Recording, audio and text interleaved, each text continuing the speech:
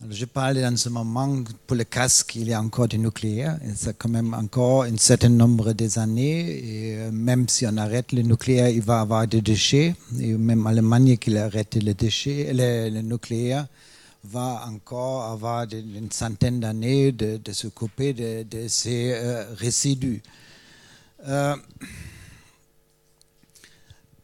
Ici, vous avez une idée un peu du volume qui sont accumulés en France jusqu'à 2010.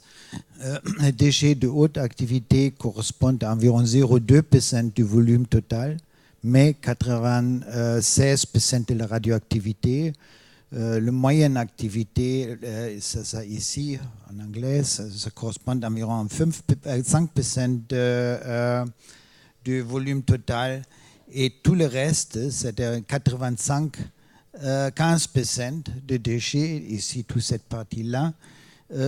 On a déjà aujourd'hui des solutions technologiques, industrielles disponibles, et les problèmes, c'est vraiment ces 5% de déchets, mais qui correspondent à 98% de la radioactivité. Les classifications, vous voyez un peu ici, les déchets de très très faible activité, de faible activité, moyenne activité, haute activité sont classés à la fois relatifs à l'activité et aussi relatifs à les périodes, des très courtes périodes, typiquement des déchets hospitaliers, après des déchets beaucoup plus longues, mais encore considérés courtes de 31 années. Si on reste dans cette période-là, on peut réfléchir, on réalise aussi de stockage en surface, comme le centre l'Aube, le centre La Manche.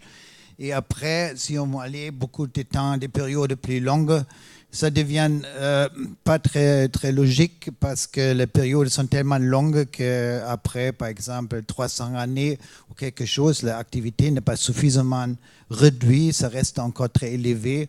Et on ne va pas très clair comment on peut aujourd'hui réaliser un contrôle sur des très longs termes sans avoir un stockage profond. Vous voyez ça ici dans ce diagramme-là. Les déchets nucléaires, l'inventaire de la toxicité produit annuellement en France, c'est environ 5000 fois supérieur que ça, qu'est-ce que c'est relâché à Fukushima. Si on peut regarder dans les deux côtés, on dit d'accord, Fukushima, la quantité, c'est peut-être pas assez grande non plus, mais vous voyez ici, les quantités sont énormes. Et pour stocker, pour avoir une chose, ici, c'est la toxicité d'ingestion. Les niveaux sans risque, c'est environ ici un facteur 1000 encore en bas de l'axe X ici, et ça on ne peut pas réaliser en surface. Il faut organiser une sûreté intergénérationnelle pour plusieurs centaines de milliers d'années. L'entreposage qu'on peut envisager pour une petite période ne doit pas devenir pérenne, parce qu'il y a à la fois les questions de surveillance et la question de vulnérabilité. Le terrorisme est seulement un exemple, ça peut être aussi situation de guerre. La dernière guerre ici en France, ça date de 70 années, alors on parle ici de toute autre période. Et les risques d'abandon dans un futur long terme sont, si c'est à la surface, quand même relativement larges. Le stockage géologique offre des barrières passives qui limitent les besoins de surveillance et réduisent les conséquences radiologiques en cas d'abandon. Ça veut dire que si l'abandon c'est considéré, le stockage c'est plus sûr. C'est souvent aussi considéré comme une des arguments contre le stockage. Vous le mettre à profondeur, vous abandonnez des déchets, et oui, mais en principe, on peut quand même assurer aussi à profondeur un monitoring et un contrôle. Les principes de stockage profond sont des principes de confinement à très longue période. Ici, on parle de plusieurs de centaines de milliers d'années. On peut faire ça, pas nécessairement seulement dans un milieu très compact comme les argiles, on peut le faire aussi en granit. qui est relativement perméable pour les fissures de grande distance, mais il faut avoir une chambre proche, dans cette case très très étroite, très compacte, avec les déchets dans un conteneur comme en Suède, comme en Finlande, ce qui assure environ 100 000 années de stabilité. Ou en France, où cette rôle-là, on peut avoir des conteneurs un peu moins stables, mais on les mettrait au centre d'une formation géologique en argile sur une centaine de mètres, et cette barrière sera suffisante aussi pour assurer une absence de migration supérieure à 100 000 ans. En France, l'ASN a défini, avec les ASN, on a défini un calendrier. Vous voyez ça ici, les lois de 2006, c'est un peu le starting point. Après le débat public 2013, une année passée, je vais revenir sur ça, le dossier autorisation de création 2015, jusqu'à finalement 2025, on devrait avoir un site de stockage opérationnel. Le débat public prévu dans la loi 2006, c'était organisé par la Commission nationale des débats publics. 2 réunions ont été arrêtées après de quelques minutes. 12 réunions sont entièrement abandonnées. Et après, on a fait des conférences en Internet. Et après, on a fait une conférence de citoyens entre novembre et janvier. 17 citoyens ont été choisis par IFOPS.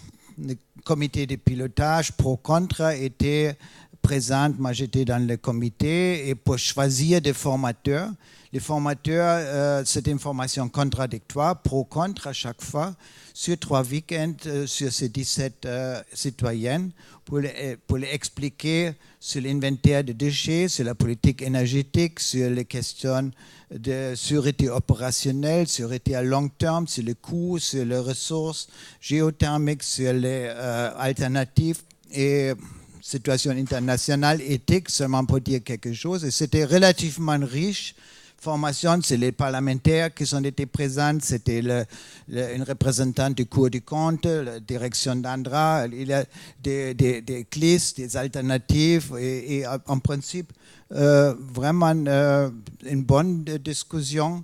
Les conclusions étaient le calendrier jusqu'à 2025, 2015 et de toutes ces étapes étaient trop pressées. Et on aurait bien besoin d'un site stockage en prototype. Andra et ASN ont intégré ça dans leur vision, dans leur planning. Et aujourd'hui, le document d'autorisation c'est prévu pour 2017, pour la demande d'autorisation de l'Andra pour 2017. Et un prototype, c'est aussi en train de prendre un peu la forme, qu'est-ce qu'on veut faire. Mais il faut aussi mettre en contact une site de verre nucléaire, par exemple, sont tellement radioactifs que si vous vous mettez à côté, 1 minute, 2 minutes, vous êtes mort. Alors, la dose létale, c'est arrivé. Et il faut avoir bien de distance. Et alors, si on veut mettre un prototype avec ce type de matériel, il faut un vrai site de stockage. Et il faut le mettre dedans avec toute la sûreté, ça veut dire le prototype, c'est aussi le début du stockage.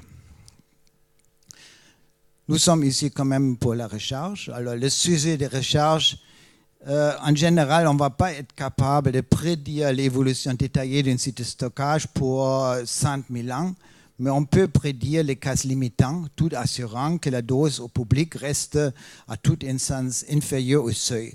Je vous donne un exemple. Si vous prédisez le temps demain ou dans 10 années, vous êtes trompé certainement. Par contre, si vous voulez prédire si la température moyenne en Europe c'est inférieure à 50 degrés, tous les chercheurs du monde vont dire on est d'accord. Et c'est-à-dire on est environ dans cette même logique ici. Il faut seulement montrer qu'on reste inférieur au seuil. Il ne faut pas décrire chaque petite chose, on ne va pas être capable de le faire.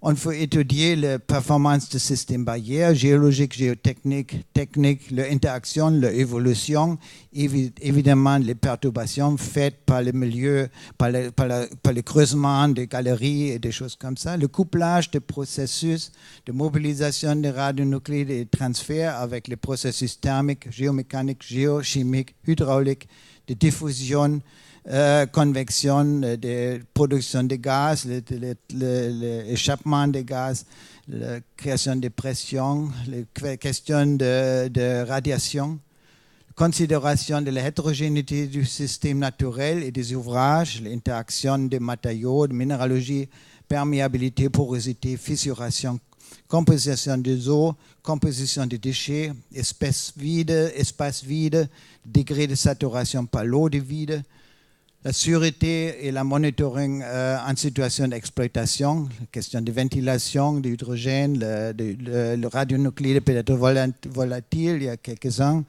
les capteurs, le développement de capteurs et le développement des modèles très complexes sur lesquels Laurent après va probablement parler un peu. Il y a aussi une création d'une plateforme européenne sur le stockage qu'on a commencé à créer en 2009. C'est organisé par les agences de gestion des déchets en France par l'ANDRA. Et la vision ici qu'une première site de stockage de déchets devrait être opérationnel en 2025.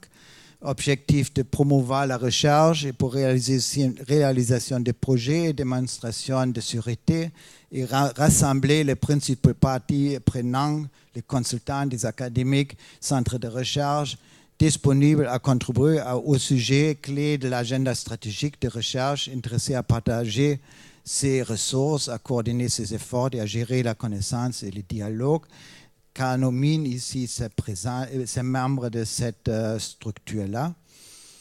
Carnomine a aussi un partenariat avec l'ANDRA depuis 2007. C'est renouvelé début de cette année, ou fin de l'année passée, je ne sais pas exactement. Domaine dans les géosciences, les sciences de l'environnement, sciences pour l'ingénieur, sciences humaines et sociétales. Un comité pilotage, des accords spécifiques pour chaque projet de recherche. Et ça ne concerne pas trop le groupe de Laurent, parce qu'il travaille plus avec IRSN, mais ça coupe un certain grand nombre aussi de gens à l'École de Mines Paris et autres labos. Je vais dans cette case brièvement parler sur la recherche à Subatec pour être un peu plus spécifique. Qu'est-ce que nous faisons chez nous à Nantes? Nos atouts, c'est on a une équipe d'environ 45 personnes en radiochimie. Moi, je suis directeur de Subatec, c'est environ 200 personnes, mais c'est plutôt la physique après. Et donne environ 15 personnes sur le site de stockage, sur le sujet de stockage. Une chaire industrielle financée par l'ANDRA, Areva EDF. Une expérimentation on fait les expérimentations, la modélisation la géochimique, la modélisation moléculaire. On participe dans le groupement de laboratoires de l'ANDRA dans le domaine VFR argile et transfert. On a environ 10 projets européens du 5e au 7e PCRD. On propose le suivant dans ce moment dans H2020. Et on a environ 60 articles scientifiques écrits dans ce domaine. On participe dans le comité de pilotage de conférences citoyennes, j'ai mentionné ça déjà brièvement, et je suis aussi membre du groupe permanent de déchets de l'ASN. Nos sujets de recherche dans ce moment à Nantes, c'est la corrosion des verres nucléaires et les conteneurs métalliques sous l'eau et vapeur en présence et absence de l'argile, la migration des radionucléides dans les sols, les milieux poreux, argile, béton, avec impact milieu géochimique, la matière organique, les propriétés de diffusion, désorption, de perméabilité des argiles, le développement des termes sources pour le relâchement des radionucléides, des déchets, la modélisation moléculaire des systèmes ternaires, argile, radionucléides, matière organique, et la notion de risque entre faits scientifiques et sociétal. C'est dans notre pôle, on est en train de créer un pôle commun avec le SSG, le département sciences sociales et gestion de l'École des mines de Nantes, sur ce domaine. quelques petits exemples pour finir un peu. C'est à la fois, par exemple, la simulation. On fait une vraie simulation du site de stockage avec des expériences de percolation sous gradient hydraulique environ 1000 fois ou 10 000 fois supérieures que ça, qu'est-ce qu'on attend en réel.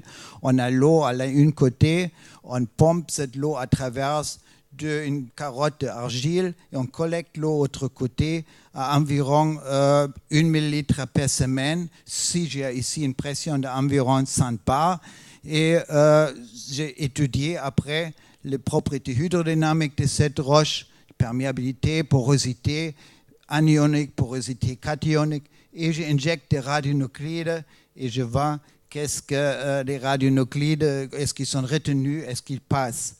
Ici, par exemple, les propriétés hydrodynamiques étudiées à la fois avec tritium, injection de tritium, HTO, et avec chlore 36, et la modélisation des courbes de percée, et le calcul et l'observation. Si je prends ces données toutes seules, on peut déjà prédire que la barrière géologique de Calovo-Oxfordian devrait retenir pour environ 200 000 ans. Et là, évidemment, c'est une question de combien de fissures sont là. La vraie question un peu plus compliquée, évidemment, que ça. C'est simplement pour montrer un peu les exemples. Une autre chose, c'est comment considérer, par exemple, la hétérogénéité du minéral. Si vous voyez ici le Calovo-Oxfordian argile, le calcite peut varier entre 80% et peut-être 20%. L'argile peut varier entre 60% et peut-être 30%. Le quartz peut varier entre 0 et peut-être 20%.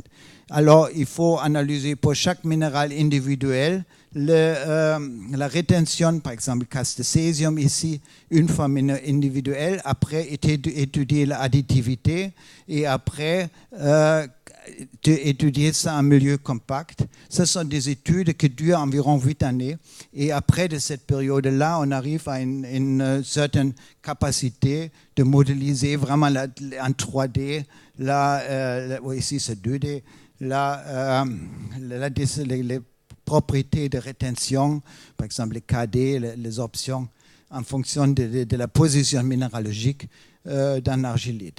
Une dernière slide ici, simplement pour montrer, on travaille aussi sur le verre, je l'ai mentionné brièvement.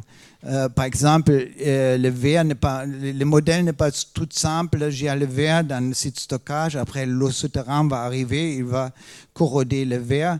Non, il y a, par exemple, pour 1000, peut-être 10 000 années, le verre sera peut-être seulement en contact avec une atmosphère gazeuse. Cette atmosphère gazeuse peut être saturée en eau.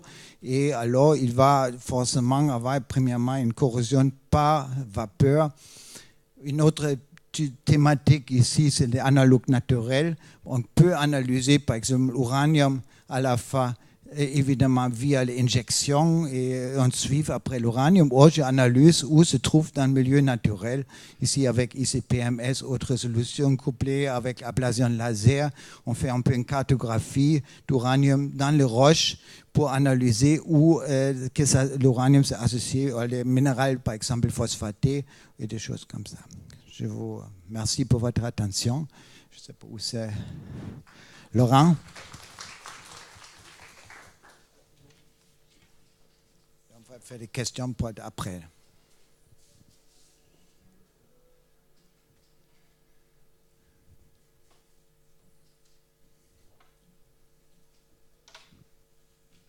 Je vais déjà commencer. Donc, je vais parler très brièvement sur la partie modélisation et surtout l'aspect développement de code, puisque, alors, oui, voilà. L'école des mines travaille sur des sujets autres que la modélisation, en analyse, avec des moyens analytiques, en géologie, mais l'école des mines de Paris, son point fort, c'est la modélisation. Alors, je pense que c'est juste après. Ah. Je l'avais envoyé à part, en fait.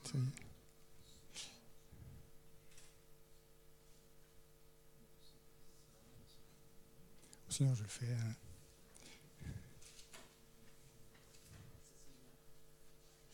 Bon. s'appelait Dewin TMT, je l'ai envoyé. Non, il n'est pas là. Bon, écoutez, je vais pas être trop long, je vais le faire comme ça. Alors, je pense que c'est le mieux, non? C'est pas mon genre de chance après le poster qui n'allait pas. Donc, historiquement, il y a l'équipe SHR et Géochimie représentent le développement de deux codes principaux, enfin deux options de modélisation. Il y a l'hydrogéologie qui est représentée avec Métis et Newsam, qui voit son impulsion historique dès les années où Guylain de Marcilly a lancé le laboratoire, et puis plus tardivement, avec l'arrivée de Yann van der Lee et de Vincent, et de moi-même, la partie géochimie avec high-tech. Alors, la modélisation est un aspect essentiel dans les stockages à cause de la très longue durée de temps, 100 000 ans. Aucun objet industriel n'a pu durer aussi longtemps, et la modélisation est un des composants essentiels pour extrapoler et associer les différents processus dans le temps sur une si longue période. Donc elle a un rôle de prédiction scientifique, mais également un rôle de support. Merci. Donc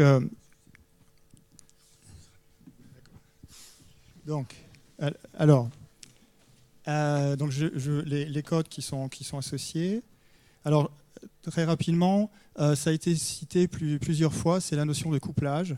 Donc, vous avez la composante d'hydrodynamique avec les fluides, l'hydrogéologie, la composante chimique en gris, la composante thermique, des composantes plus spécifiques au stockage comme les isotopes, avec la décroissance et l'affiliation.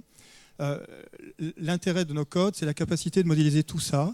Ça marche, on a la capacité de modéliser l'ensemble de ces processus en des temps raisonnables, notamment grâce à la parallélisation, et on a mis beaucoup l'accent sur l'aspect du couplage. Par exemple, l'écoulement et la diffusion vont induire des transformations minéralogiques qui en retour peuvent induire des précipitations minéralogiques comme la calcite et produire du colmatage. Inversement, les déchets radioactifs vont conduire un effet de chaleur qui vont induire un gradient thermique et accélérer les réactions au niveau cinétique.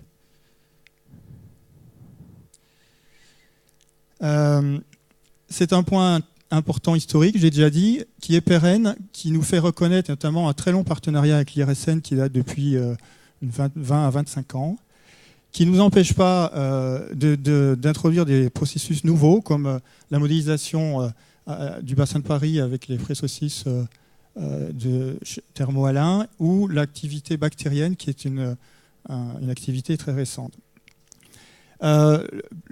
Ces codes-là sont lourds, sont importants et ne peuvent être développés que dans la durée, mais également par le partenariat. Donc nous avons développé un pôle qui s'appelle le pôle Géochimie Transport, qui regroupe plusieurs sociétés, enfin des compagnies privées et puis des laboratoires publics qui cofinancent high-tech, mais également permettent de faire des supports sur de formations, de thèses, etc. Et nous avons au moins 4 partenaires de ces pôles qui sont actifs depuis 15 ans sur la partie déchets radioactifs. J'ai pris 2 exemples, je vais être très rapide. J'en ai pris un à grande échelle fait avec Newsam, point de vue hydrogéologie, où l'idée c'est le laboratoire Andra se trouvant à peu près à cet endroit-là, quelles vont être à grande échelle les voies de transfert des radionucléides sur 100 000 ans. Et notamment, ces derniers temps, il y a un article très récent qui est sorti sur le rôle que pourraient jouer les transferts salins qui seraient induits par une formation de halite qui se trouve dans le Trias. À une plus petite échelle, nous sommes ici à l'entrée d'une galerie. Vous avez ici la galerie principale, là la galerie de stockage ou alvéole de stockage. Et on s'est intéressé durant la phase d'exploitation du système, c'est-à-dire du stockage, c'est-à-dire à peu près 150 ans, quels étaient les risques d'intrusion d'oxygène le long de la zone perturbée par l'excavation, et les risques de corrosion accrue, la corrosion des aciers étant beaucoup plus rapide et intense en milieu oxydant qu'en milieu réducteur. Donc là, on est à une échelle de temps plus restreinte sur des matériaux techniques. Alors, les perspectives sont là, le lien renforcé avec la phase d'ingénierie. Le stockage a migré d'une caractérisation du milieu naturel, comme Vincent a dit. Il y avait un aspect qui manquait à la présentation de Vincent, c'était l'aspect technologique. Il en a parlé, mais pas tant que ça. Et l'aspect technologique est devenu très important dans le stockage. Donc, on va parler des matériaux en béton, des matériaux en acier, etc., et de leur processus. ce sont les différentes ouvertures qu'on a actuellement avec l'importance de l'activité microbienne et de la radiolyse. Et puis, il y a des transferts directs sur d'autres thématiques directement proches, comme le stockage géologique dans le bassin de Paris, ou les stockages des déchets radioactifs de subsurface, qui en France sont réglés, mais aux États-Unis voient une grande augmentation des activités de recherche avec les déchets nucléaires de faible activité mais de vie longue, et des processus d'inertage dans des stockages qui seraient en subsurface, ni à la surface, ni en grande profondeur, et où les thématiques sont à peu près identiques parce que les temps caractéristiques sont de l'ordre de 5 à 10 000 ans pour les études de sûreté. Voilà, j'espère avoir rattrapé le retard. C'est fabuleux. Merci beaucoup. Donc, je ne sais pas, merci de votre attention. Je ne sais pas si vous avez des questions complémentaires. Voilà, alors aussi bien pour Bernd que pour Laurent. Alors, qui a des questions sur le sujet ?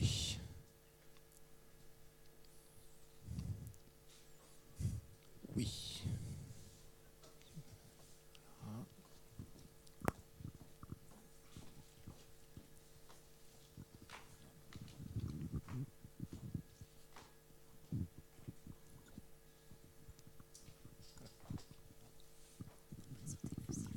Oui, Bernard Guy.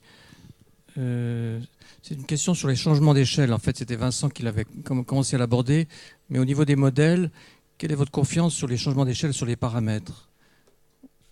C'est peut-être une question qui s'adresse à les deux de nous d'une manière très très différente. Vu de mon côté, il faut toute l'échelle en temps et en espace. C'est-à-dire, chez nous, par exemple, de moléculaire.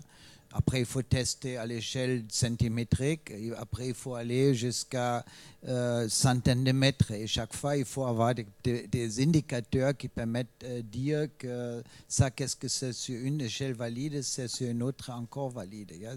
Et ça, c'est valide pour le temps aussi. Ça veut dire, c'est pas nécessairement sûr.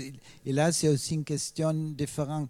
Un modèle, par exemple, de solubilité, je peux prédire des millions d'années, tandis qu'un modèle sur la cinétique, j'ai une question de surface. Alors, on a travaillé environ, moi, je fais tout le monde 20 années au plus sur le verre, tandis que solubilité, ça, on peut étudier beaucoup plus courte. Je ne vais pas être trop long. Ça se règle beaucoup, pour le moment, quand même, d'une part par la gestion des conditions frontières. Donc la chimie va s'intéresser, par exemple, à la dissolution du verre. Ce sont des modèles qui sont à l'échelle micrométrique, mais on peut en faire un modèle englobant qui peut être intégré à un modèle décimétrique amétrique qui lui-même peut être intégré. Donc c'est une espèce de diagonale classique entre l'échelle des processus et les temps de calcul. Il n'y a pas de grandes nouveautés à ce niveau-là, mais les modèles se complexifiant de plus en plus, on peut justifier plus proprement le passage d'une échelle à l'autre.